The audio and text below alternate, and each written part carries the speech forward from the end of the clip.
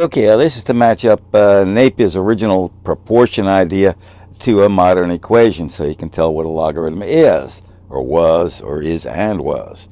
But it's a little early. I'm not quite ready. It's not quite the continuous proportion I was thinking of, but it's usable. You can catch the numbers, and if you know a little bit more algebra than I do, you ought to be able to do this.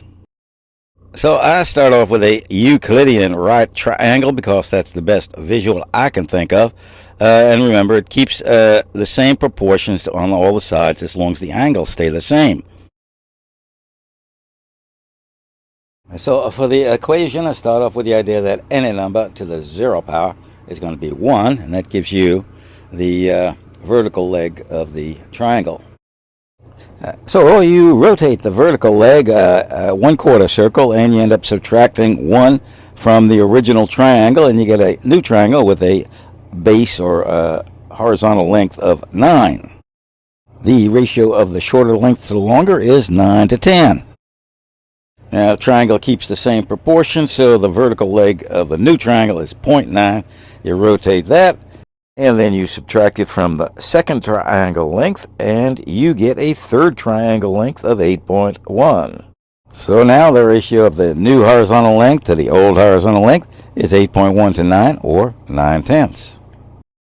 Next length would be 7.29.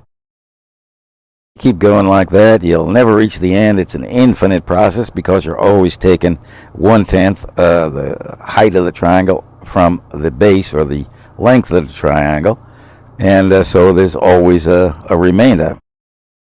The proportion, it would take a step by step. Each step depends on the previous one. It takes forever, and that's why it's been replaced by the equation where everything takes place in one quick step.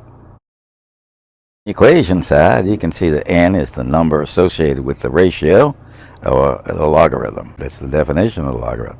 On the proportion side, it's the number associated with the term of the progression, which is, of course, a ratio. As those ratios get closer and closer to 0, you get closer and closer towards a continuous motion, which is basically calculus, but I'm going to leave that to the academics who have taken calculus courses or know at least something more about it than I do. I'm going to go back to algebra because I don't quite understand that continuous progression. I was looking for something a little different. So here I just wanted to associate the word logarithm with both the exponential equation and the proportion. And we will see later on what I can do with it.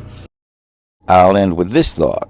The sides of the triangle are always proportional, even when they are not terms of the original continuous proportion. Within each continuous proportion, the difference of logarithms remains constant, and Napier is able to use other proportions to fix the logarithms of quantities between the terms of the original continuous proportion.